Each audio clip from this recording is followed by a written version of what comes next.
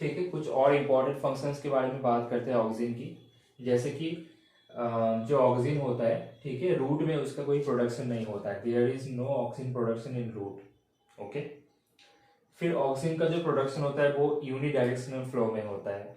Oxygen एकमात्र plant hormone होता है जिसका प्रोडक्शन सिर्फ एक दिशा में होता है। जैसे कि हम लोगों ने देखा ऑक्सीजन का जो प्रोडक्शन है वो होता है सूट एपिकल मेरिस्टेम या तो यंग लीव्स बर्ड्स में होता है। ठीक है, तो जब भी उसका प्रोडक्शन होता है, प्रोडक्शन होने के बाद वो फ्लोएम के थ्रू डाउनवर्ड्स उसका फ्लो होता है। ठीक है, फ्लोएम के थ्रू वो डाउनवर्ड्स फ्लो होके बाकी प्लांट बॉडी में उसका सप्लाई होता है, तो वो यूनिडायरेक्शनल फ्लो हो जाता है। फिर होता है ऑक्सीजन का एंट्री होना और ऑक्सीजन का बाहर जाना। ठीक है, एग्जिट होना। तो ऑक्सीजन का जो एंट्री होता है उसको हम कहते हैं ऑक्सीजन इनफ्लक्स, और जब ऑक्सीजन सेल से बाहर जाता है उसको हम कहते हैं ऑक्सीजन एफ्लक्स।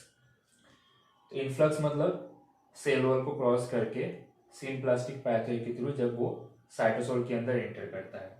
वो दो मेथड से होता है, एक होता है सिंपल डिफ्यूजन मेथड, डिफ्यूजन क्या होता है वो ऑलरेडी सबको पता है, और एक होता है H+ और IA- minus symport method. Symport मतलब दोनों एक दूसरे का जो ट्रांसपोर्ट है उसमें दोनों को हेल्प करता है। ठीक है, तो H+ आयन और जो most biologically active form of oxygen होता है इंडोल 3 एसिटिक एसिड, इन दोनों का सिम्पोर्ट होता है, एक साथ ट्रांसपोर्ट होता है। अगर एफ्लक्स की बात करें, एफ्लक्स होता है दो प्रोटीन की वजह से। एक होता है पिन प्रोटीन, इंपॉर्टेंट है ये नाम, ठीक है, एग्जाम में पूछा जाता है कम्पिटिटिव एग्जाम में। और एक होता है ABCB protein, ATP binding cascade protein होता है, जिसको ABCB प्रोटीन के नाम से भी हम लोग जानते हैं। जो इनहिबिटर्स होता है ऑक्सीजन का वो दो होता है, एक होता है ट्राईआयोडोबेंजोइक एसिड जिसको टीबा के नाम से जानते हैं, और एक होता है NPA। ये NPA नॉन परफॉर्मिंग एसिड नहीं है, बेसिकली ये नैप्थाइल थैल्मिक एसिड होता है। ठीक है, बेसिकली ये टीबा और NPA जो करता है दोनों मिलके जो पोलर ट्रांसपोर्ट होता है ऑक्सीजन का उस मैकेनिज्म को ब्लॉक करता है। पोलर ट्रांसपोर्ट मैकेनिज्म को इनहिबिट करता है, ऑक्सीजन का जो पोलर ट्रांसपोर्ट प्रोसेस होता है उसको ब्लॉक करता है। ठीक है,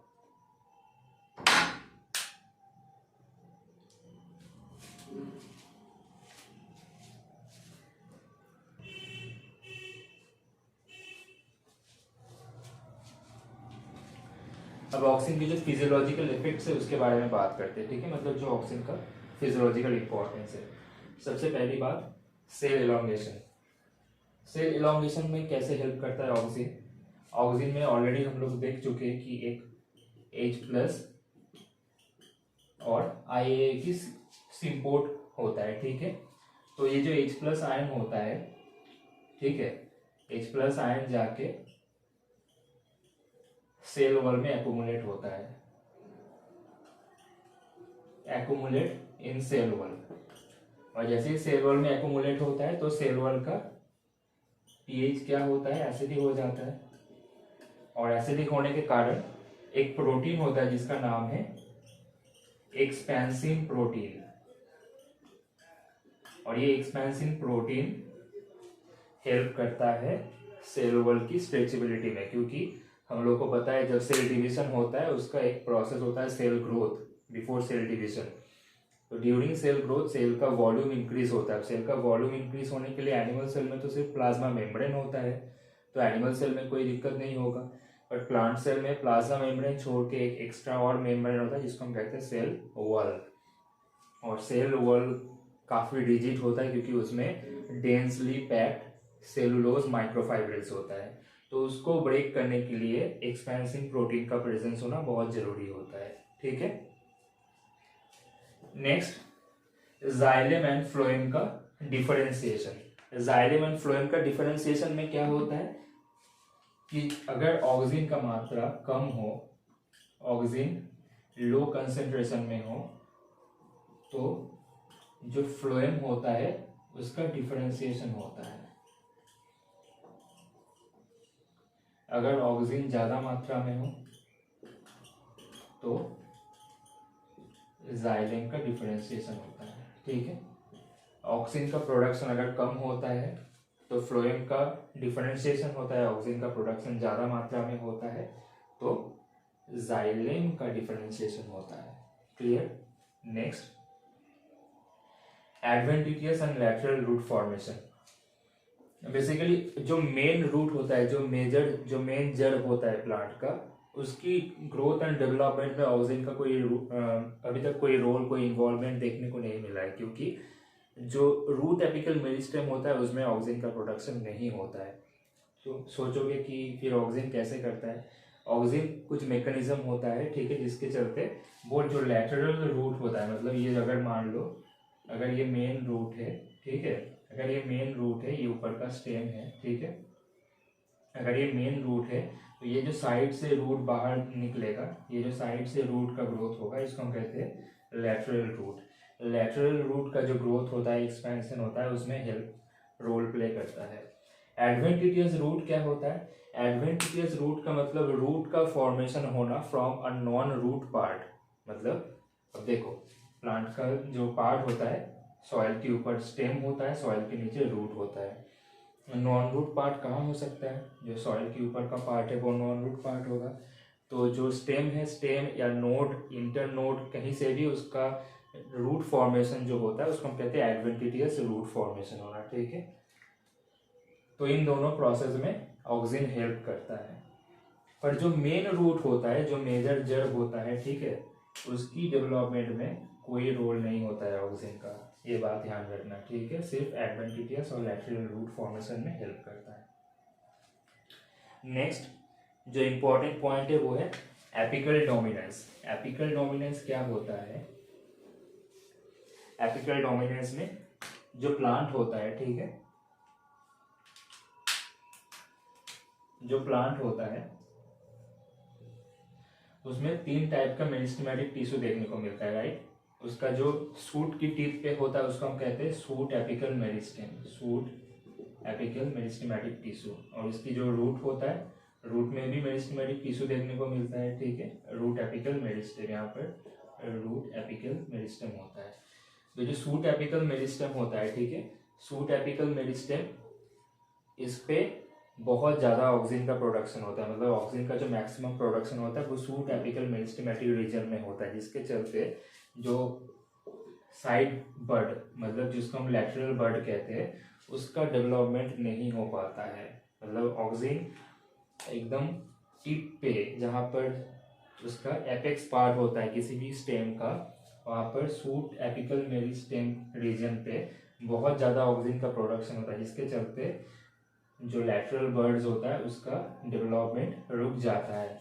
तो ये जो डोमिनेटिंग एक्टिविटी, इसको हम कहते हैं एपिकल डोमिनेंस। मतलब एपेक्स पे ऑक्सीजन का प्रेजेंस होने के कारण साइड से ब्रांचिंग या लैटरल फॉर्मेशन, बर्ड या ब्रांच जो भी हो, नहीं हो पाता है। इसको हम कहते हैं एपिकल डोमिनेंस। अगर एपिकल पार्ट को रिमूव कर दिया जाए, इसको कट कर दिया जाए, तो साइड से ब्रांचिंग फॉर्मेशन होने लगता है, ठीक है।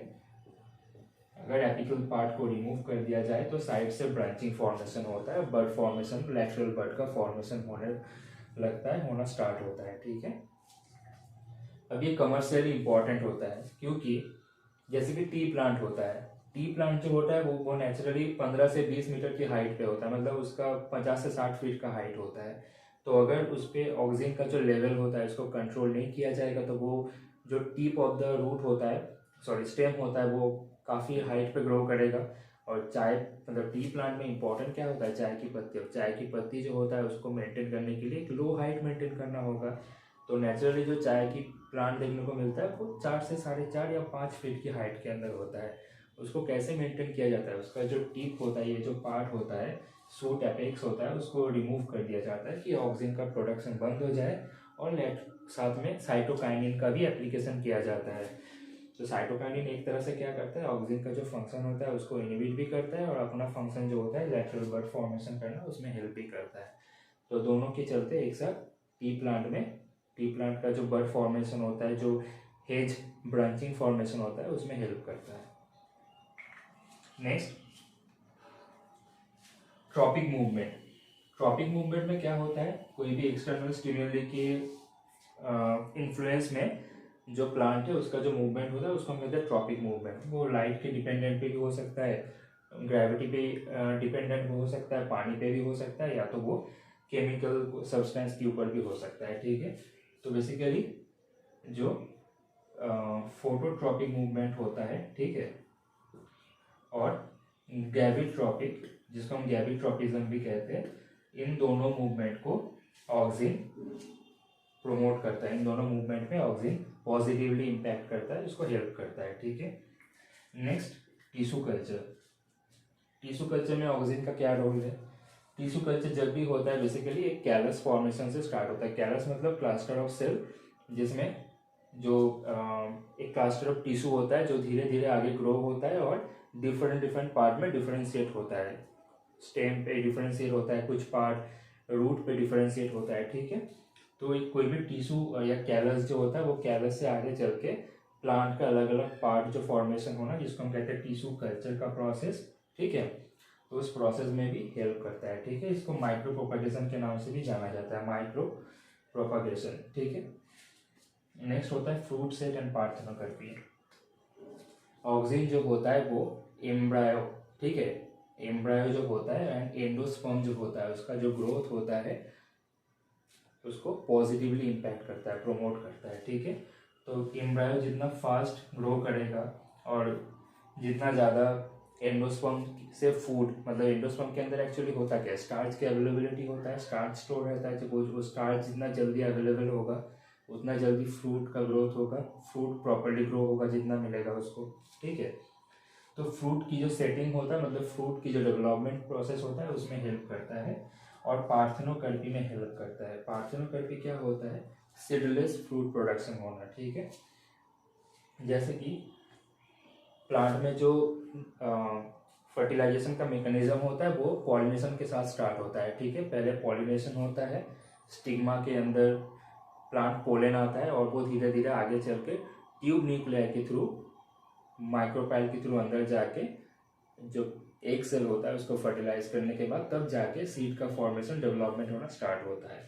तो उस प्रोसेस में जब फर्टिलाइजेशन नहीं होता है, मतलब जब मान लो पॉलिनेशन ही नहीं हुआ किसी प्लांट में, तो इन दैट केस अगर प्लांट पे ऑक्सीन को अप्लाई किया जाए तो वो ऑक्सीन क्या करता है, फ्रूट को, मतलब जो उसका ओव्यूल होता है, ठीक है, ओवेरी जो होता है वही आगे चल के फ्रूट में कन्वर्ट होता है ना, तो उसके अंदर तो वो फ्रूट होता है, वो फ्रूट का प्रोडक्शन तो प्रमोट करता है, बट उसके अंदर कोई सीड नहीं होता है। सीड कब फॉर्म होता है? जब मेल फीमेल गैमेट का फर्टिलाइजेशन होता है। तो फर्टिलाइजेशन नहीं हुआ, मेल फीमेल गैमेट का फॉर्मेशन नहीं हुआ, ठीक है। जब फर्टिलाइजेशन नहीं होगा तो सीड नहीं बनता है, बट जो एंडोस्पर्म होता है वो प्रॉपरली डेवलप होता है। इन दैट केस ये जो मैकेनिज्म है इसको हम कहते हैं पार्थेनोकार्पी। पार्थेनोकार्पी का मतलब होता है, कार्पी होता है प्रोडक्शन ऑफ सीडलेस फ्रूट। जो पार्थेनोकार्पी होता है वो कमर्शियली भी होता है, नेचुरली भी होता है। नेचुरली जैसे बनाना ट्री होता है, ठीक है, बनाना ट्री में जो होता है मेल फ्लावर बेसिकली इनफर्टाइल होता है, तो सिर्फ फीमेल फ्लावर में क्या होता है, जो बनाना होता है वो फॉर्मेशन होता है, ठीक है। और देखोगे मोस्ट ऑफ द केसेस में बनाना में सीड देखने को नहीं मिलता है, कुछ रेयर केसेस में और कुछ पर्टिकुलर स्पीसीज ऑफ बनाना में सीड देखने को मिलता है, राइट। और एक होता है prevent of leaf and fruit fall, ठीक है। लीफ और फ्रूट इमैच्योरली जब ग्रो करता है, जो उसके अंदर इमैच्योरिटी होता है, कभी कभी वो गिरने की और कभी कभी प्लांट से अलग होकर वो गिर जाने की टेंडेंसी होता है। तो इस प्रोसेस को जो होता है ऑक्सीन इनहिबिट करता है, चेक करता है, ठीक है। तो ये था कुछ मेजर पॉइंट्स और major discussion about the function of auxin, ठीक है, प्लांट के ऊपर क्या फंक्शन होता है। आई होप कि समझ में आया होगा ऑक्सीन का इंपॉर्टेंट फंक्शन क्या है।